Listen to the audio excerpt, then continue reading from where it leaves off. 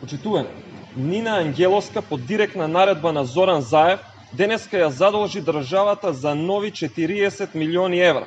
Со тоа, за една недела задолжувањата достигнаа над 102 милиони евра. Додека граѓаните тонат во сиромаштија, власта се расфрла. Во време кога се најавува ново полнење на државната администрација со над 3000 вработувања, како дел од коалицискиот договор помеѓу партнерите на власта, буџетот рапидно се оптеретува. Јавноста мора да знае дали парите од задолжувањето ќе се трошат за намирување на 3000 вработувања во државната администрација, дали граѓаните и голем број идни генерации ќе треба да го плаќаат полнењето на јавната администрација.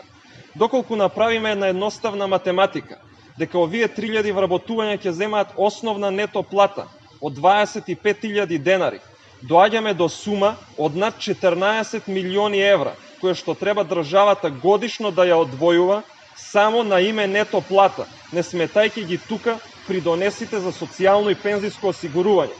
Со нив бројката ќе биде многу поголема. Почитувани, попусти се сите обиди за подкуп на гласачите.